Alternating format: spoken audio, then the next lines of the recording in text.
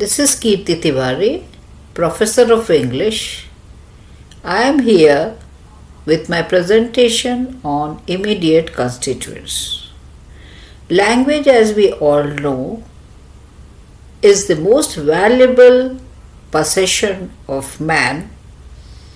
It is indispensable and we use it from morn till night. That is why it is a concern for all. Many intellectuals, particularly linguists, have studied language in depth. The scientific study of language is known as linguistics, and linguists study different levels of the structure of language, and as a result several branches have come up. Linguists focus on sounds in phonetics and phonology, on morphemes and words in morphology, and sentences in syntax. These are the major levels. There are many others.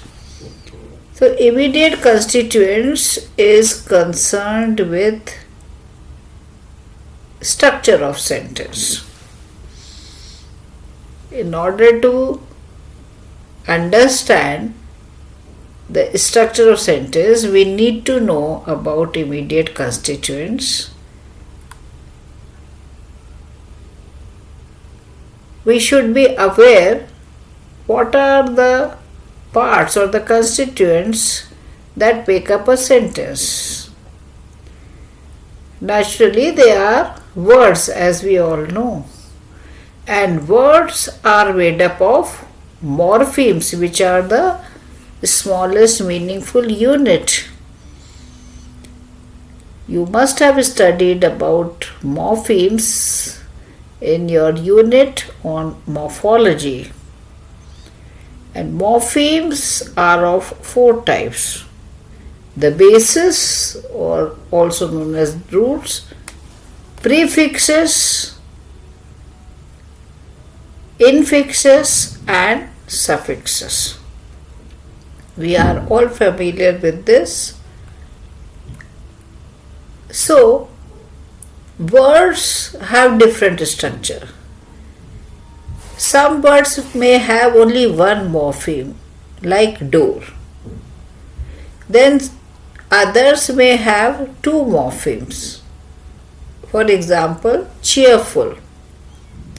Such words can be segregated into two parts. Here it is given how you can divide it into two: cheer and full. Full is suffix. Cheer is the base. However, words that are made up of more than two morphemes are structured with a hierarchy of twosome. Now, what is hierarchy?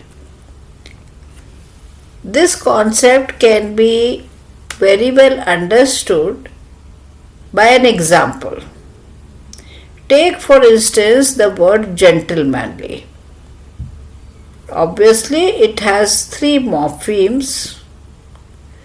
So, let us analyze how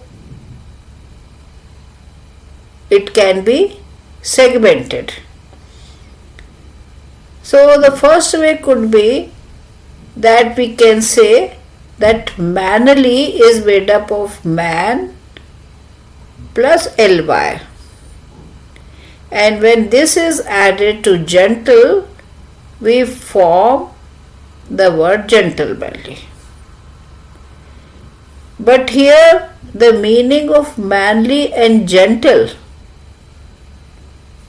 do not correspond with the meaning of gentlemanly.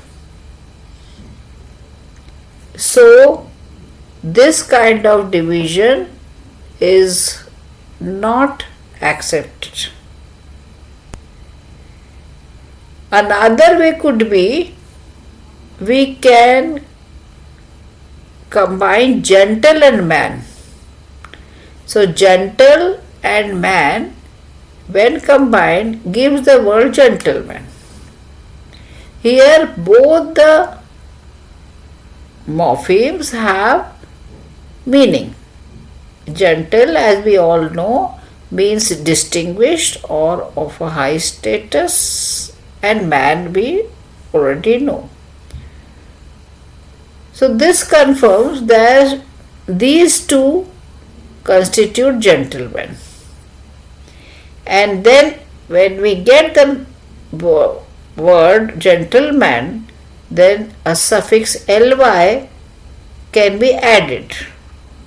Ly means like.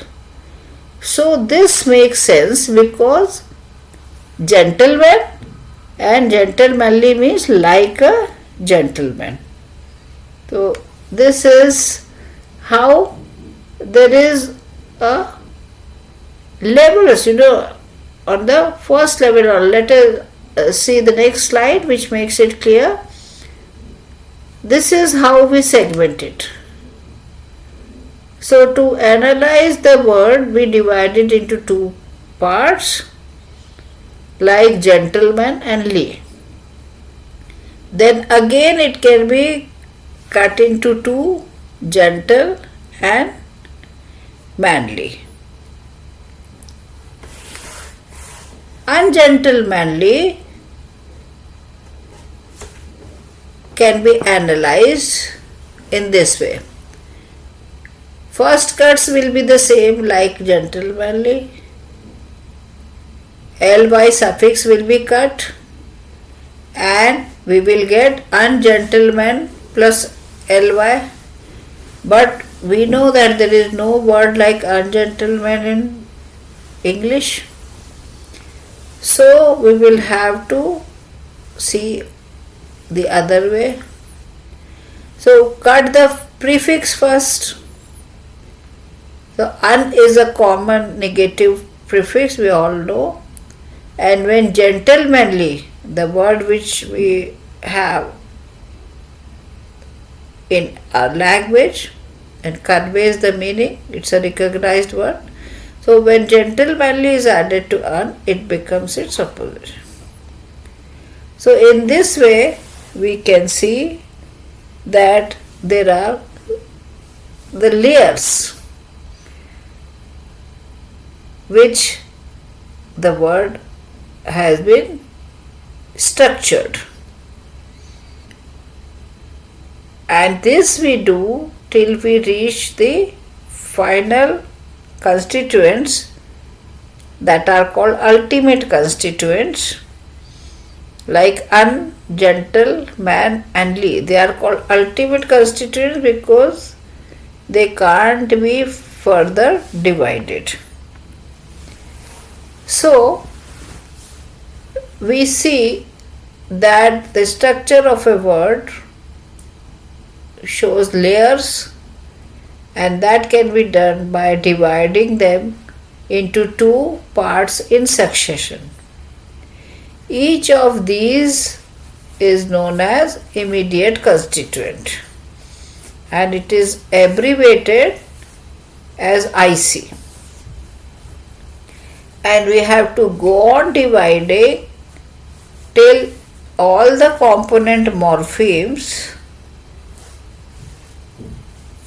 that form ultimate constituents have been isolated, as I have explained. Now this segmentation can be done using box diagrams also. Previously we have seen the vertical lines, and here the layering becomes clearer. Take these two words, grace and graceful and disgraceful. So in ungraceful, grace and full are the immediate constituents at the first level, and un and graceful are immediate constituents at the next level. In disgraceful, dis and grace are the immediate constituents at the first level, and disgrace and full are the immediate constituents at the next level.